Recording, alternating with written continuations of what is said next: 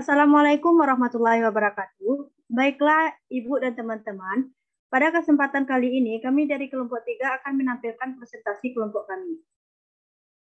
Sebelum memulai presentasi, maka saya akan memperkenalkan anggota kelompok kami terlebih dahulu.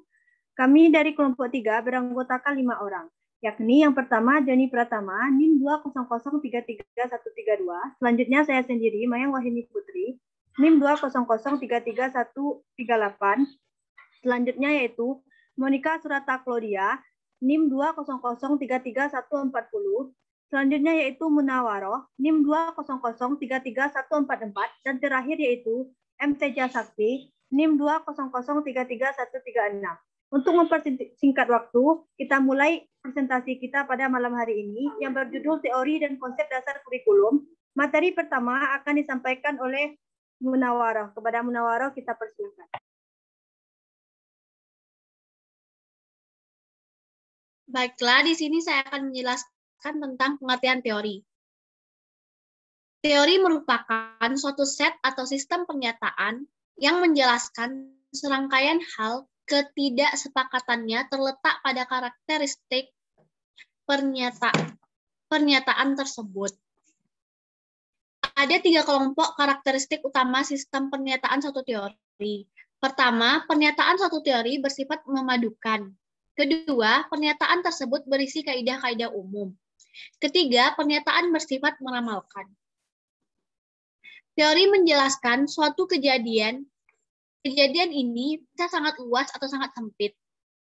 Suatu kejadian yang dijelaskan oleh suatu teori menunjukkan suatu set yang universal. Set universal ini berbentuk oleh 3 bagian. Bagian pertama, kejadian yang diketahui, yang dinyatakan sebagai fakta, hukum, atau prinsip. Bagian kedua yang dinyatakan sebagai asumsi, proposisi, dan postulat.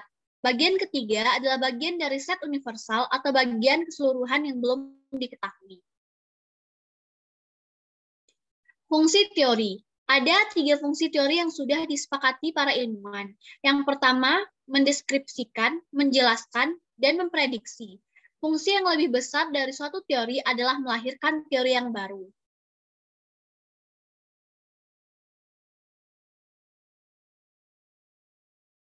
Selanjutnya, pengertian kurikulum.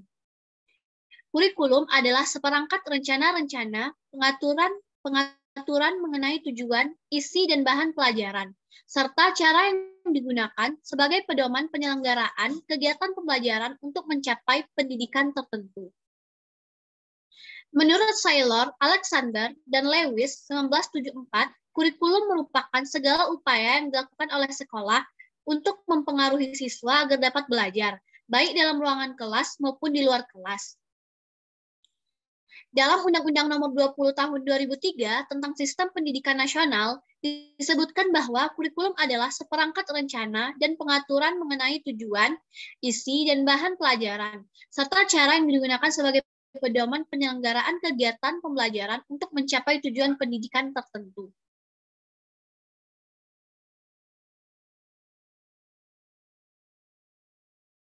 Selanjutnya, fungsi dan tujuan kurikulum. Fungsi kurikulum merupakan alat untuk mencapai tujuan pendidikan. Selain itu, fungsi kurikulum juga merupakan alat untuk membentuk manusia seutuhnya sesuai dengan visi dan misi dan tujuan pendidikan nasional, termasuk berbagai tingkatan tujuan pendidikan silabus web ID yang ada di bawahnya. Tujuan kurikulum sekolah menurut Esti Ismawati ada 2 macam. Yang pertama, yaitu tujuan yang ingin dicapai sekolah secara keseluruhan. Tujuan ini meliputi aspek pengetahuan, keterampilan, sikap, dan nilai-nilai yang diharapkan oleh lulusan sekolah. Tujuan ini disebut silabus web.id, kemudian tujuan yang kedua yaitu tujuan yang ingin dicapai oleh setiap bidang studi. Tujuan ini disebut tujuan kurikuler. Tujuan ini meliputi tujuan instruksional yang diharapkan dimiliki siswa setelah mempelajari tiap bidang studi dan pokok bahasanya dalam proses pengajaran.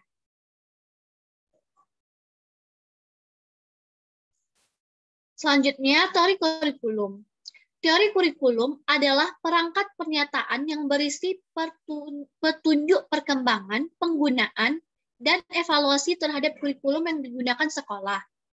Teori kurikulum merupakan hal-hal yang berkaitan dengan penentu keputusan, penggunaan, perencanaan, pengembangan, evaluasi kurikulum yang digunakan sekolah.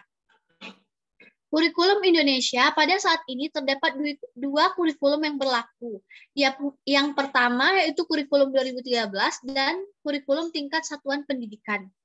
Tujuan dari teori kurikulum adalah mengembangkan, menilai, dan memilih konsep-konsep tentang kurikulum sehingga dapat melahirkan gagasan-gagasan baru tentang kurikulum. Ada 3 konsep kurikulum yang akan menjelaskan teori kurikulum. Konsep pertama, suatu rencana, kegiatan belajar bagi murid-murid di sekolah atau sebagai suatu perangkat tujuan yang ingin dicapai. Suatu kurikulum dapat digambarkan sebagai dokumen tertulis sebagai hasil persetujuan bersama antara penyusun kurikulum dan pemegang kebijaksanaan pendidikan dengan masyarakat. Konsep kedua, kurikulum sebagai sistem yang mencakup struktur personalia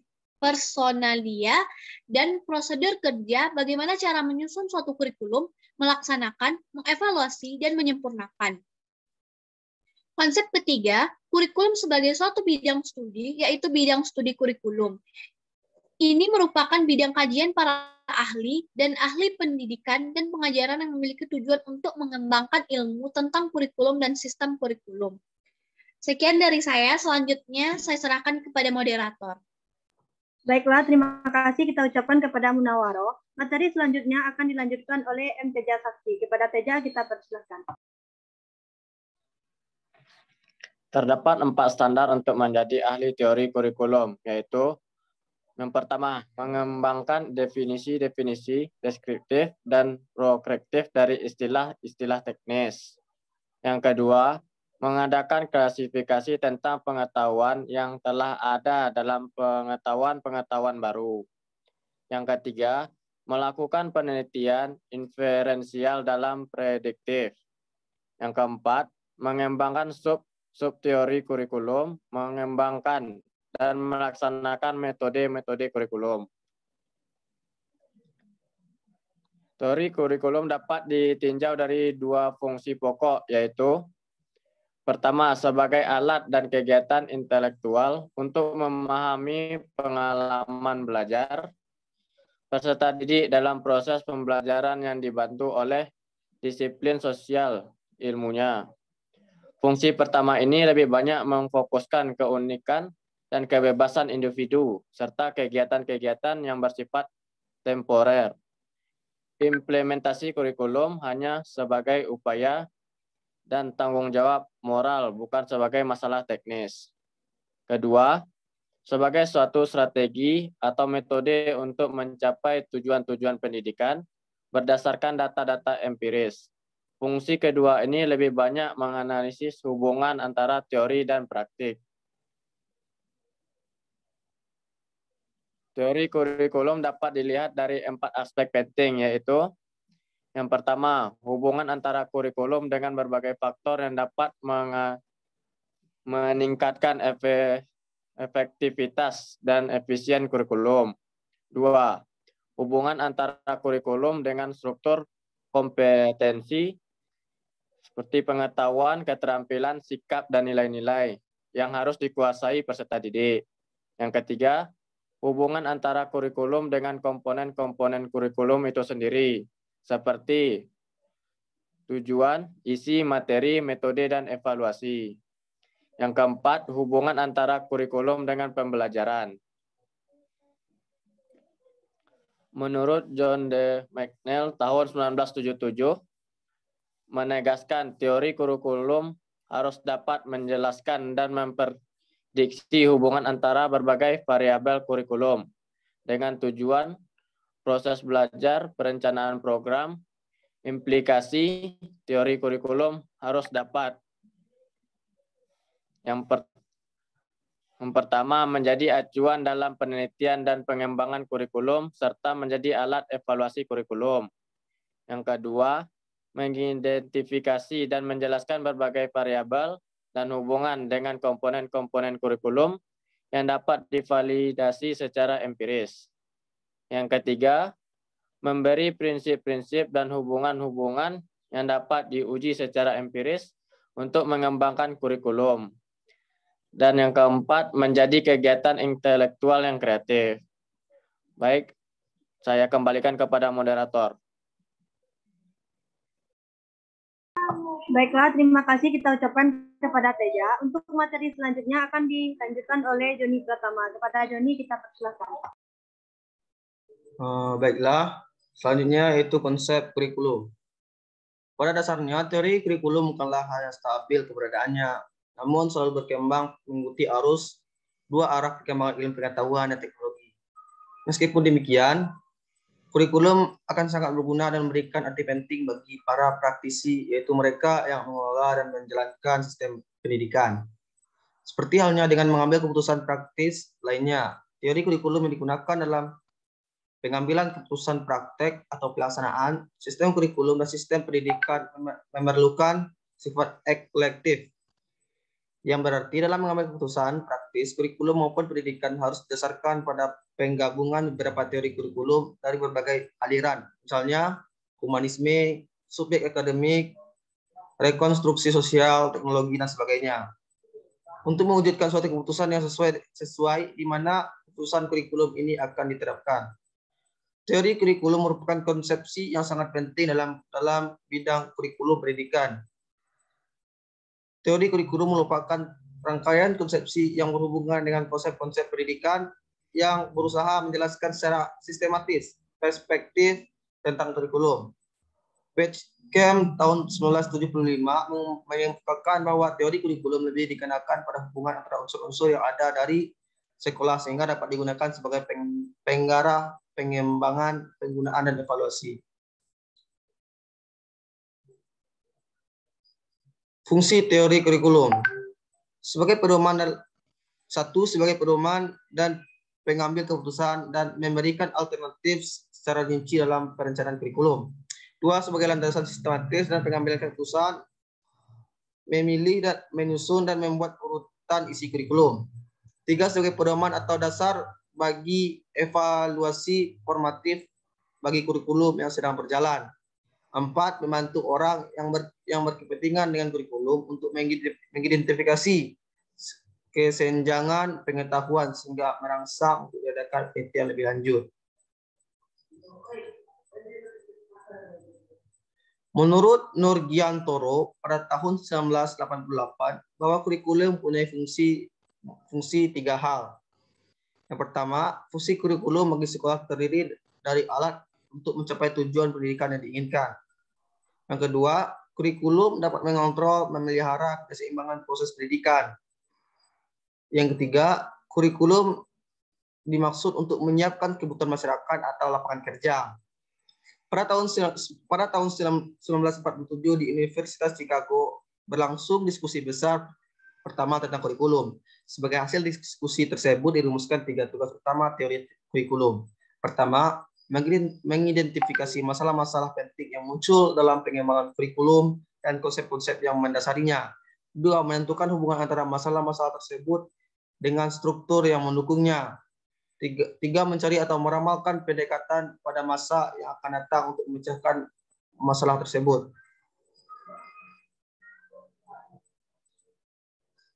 Sumber pengembangan kurikulum. Pengembangan kurikulum pertama tertolak dari kehidupan dan pekerjaan orang dewasa karena sekolah mempersiapkan anak-anak bagi kehidupan orang dewasa. Kurikulum, terutama isi kurikulum, diambil dari kehidupan orang dewasa. Dalam pengembangan selanjutnya, sumber ini menjadi luas, meliputi semua unsur kebudayaan. Manusia adalah makhluk yang berbudaya, hidup di dalam lingkungan budaya, dan turut menciptakan budaya. Sumber lain menyusun kurikulum adalah anak. Dalam pendidikan atau mengajar, yang belajar adalah anak. Ada 3 pendekatan terhadap anak sebagai sumber kurikulum, yaitu kebutuhan siswa, perkembangan siswa, dan minat siswa. Baiklah, sekian dari saya, kembali ke moderator.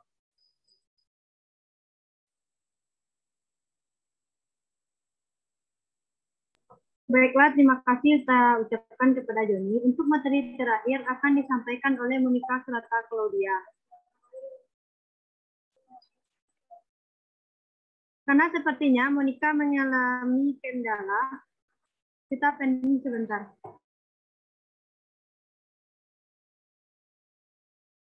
Mana yang ngecen melanjutkan? Oke, baiklah. Materi selanjutnya masih dilanjutkan oleh Joni Pratama. Kepada Joni kita persilakan.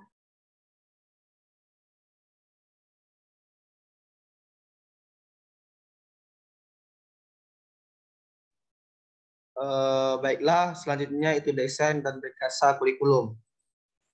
Desain kurikulum merupakan suatu pengorganisasian tujuan, isi, serta proses belajar yang akan diikuti siswa pada berbagai tahap perkembangan pendidikan. Dalam desain kurikulum akan tergambar unsur-unsur dan kurikulum, hubungan antara satu unsur dengan unsur lainnya, prinsip-prinsip pengorganisasian, serta hal-hal yang diperlukan dalam pelaksanaannya. Dalam desain kurikulum ada dua dimensi penting, yaitu satu, substansi unsur-unsur sebagai organisasi dari dokumen tertulis kurikulum. Dua, model pengorganisasian dan bagian-bagian kurikulum, terutama organisasi dan proses pengajaran. Ada dua hal yang perlu ditambahkan dalam desain kurikulum. Pertama, menentukan tujuan-tujuan tentang bagaimana penggunaan kurikulum, serta bagaimana mengadakan penyempurnaan berdasarkan masukan dari pengalaman. Kedua, kurikulum itu dievaluasi baik bentuk desainnya maupun sistem pelaksanaannya. Rekayasa kurikulum berkenaan dengan berbagai proses memungkinkan kurikulum di sekolah. Upaya yang perlu dilakukan para pengelola kurikulum agar kurikulum dapat berfungsi sebaik-baiknya. Mengelola kurikulum di sekolah terdiri dari satu, para pengawas, pemilik, dan kepala sekolah, sedangkan pada tingkat pusat adalah kepala pusat pengembangan kurikulum, Balitbang, Dikbud, dan para kasubdit atau kepala bagian kurikulum direktorat. Selanjutnya, seluruh sistem rekayasa kurikulum menurut Bojcamp mencakup 5 hal, yaitu arena atau lingkup tempat dilaksanakannya berbagai proses rekayasa kurikulum. 2, keterlambatan orang-orang dalam proses kurikulum. 3, tugas-tugas dan prosedur perencanaan kurikulum. 4, tugas-tugas dan prosedur implementasi kurikulum, dan tugas-tugas dan prosedur evaluasi kurikulum. Sekian dari saya, kembali kepada moderator.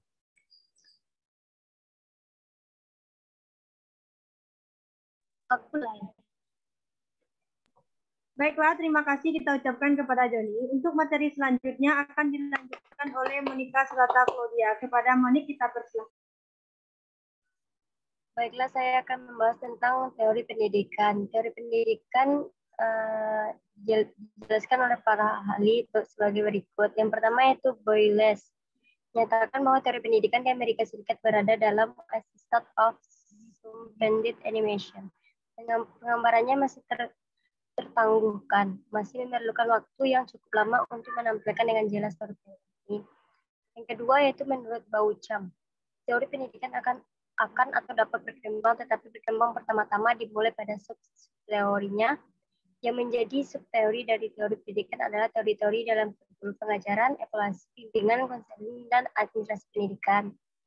Yang ketiga yaitu Huxley dalam bukunya A First Part Classification of the Patient Theories mengemukakan 4 teori pendidikan, yaitu teori rasional, progresif, teori asal belajar, dan teori proses belajar.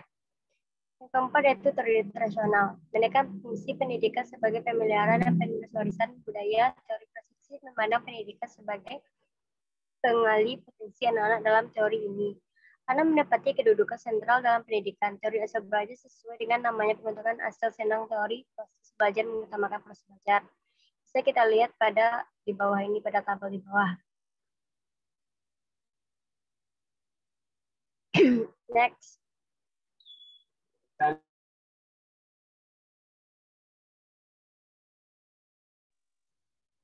Ada juga menurut Mark Sepp dalam buku Education Discipline menjelaskan bahwa pendidikan adalah suatu disiplin yang menolak pandangan bahwa pendidikan adalah aplikasi disiplin lain.